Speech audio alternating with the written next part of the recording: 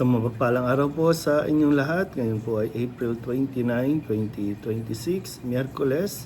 At ngayon ay ginugunita ang kapisahan ni Santa Catalina di Siena, dalaga at pantas ng simbahan. Ang ating pong unang pagbasa at pagninilay sa araw na ito ay hinango mula sa mga gawa ng mga apostol, chapter 12, verses 24 to chapter 13, verse 5. Noong mga araw na iyon, lumalago at lumalaganap ang salita ng Diyos. Sina Bernabe at Saulo ay bumalik buhat sa Jerusalem nang maganap na nila ang kanilang tungkulin at isinama si Juan na tinatawag ding Marcos. May mga propeta at mga guro sa simbahan sa Antioquia. Kabilang dito sina Bernabe, Simeon na tinaguri ang Negro, Lucio na taga Cirene, Saulo at Manain, kababata ng tetrarkang si Herodes.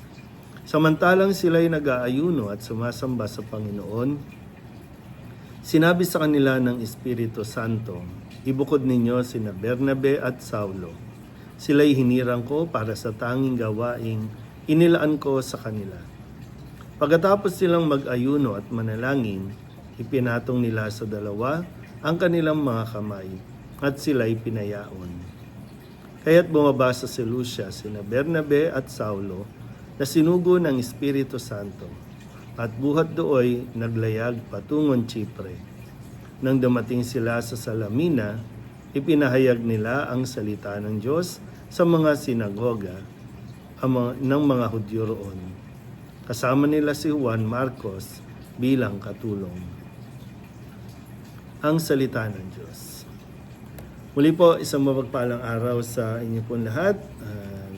Sa tulong nawa ni Santa Catalina, isa sa mga pantas ng simbahan, ating pong maunawaan din ang mensahe ng ating unang pagbasa mula sa mga gawa ng mga apostol, na kung saan ay nababanggit ang ilang mga pangalan ng mga guro ng pananampalataya noon, kabilang na dyan si Bernabe at Saulo, na pinagkalooban ng natatanging misyon na magpahayag ng mabuting balita sa ibang bayan at doon ay magturo sa mga sinagoga ng mga Hudyo, kung saan sila po ay sina Saulo o Paulo o Saint Paul ang naging tagapagpahayag ng mabuting balita sa mga hintil, pero ngayon ay sila ay sinugo na magpahayag ng salita ng Diyos sa mga Hudyong naroroon.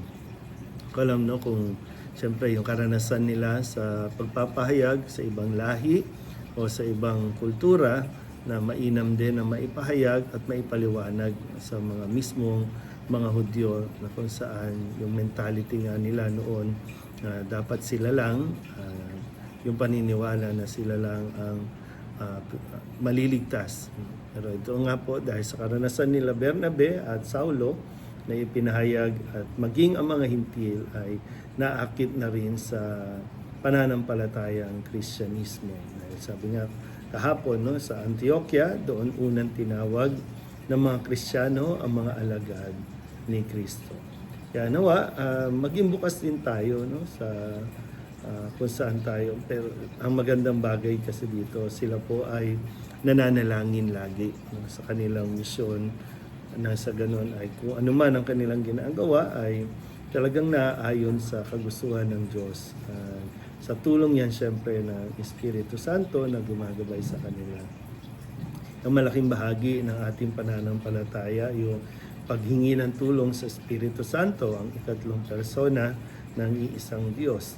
Na para na sa ganun, hindi talaga tayo kumikilos ayon sa kagustuhan lang natin, kundi ayon sa kagustuhan ng Diyos.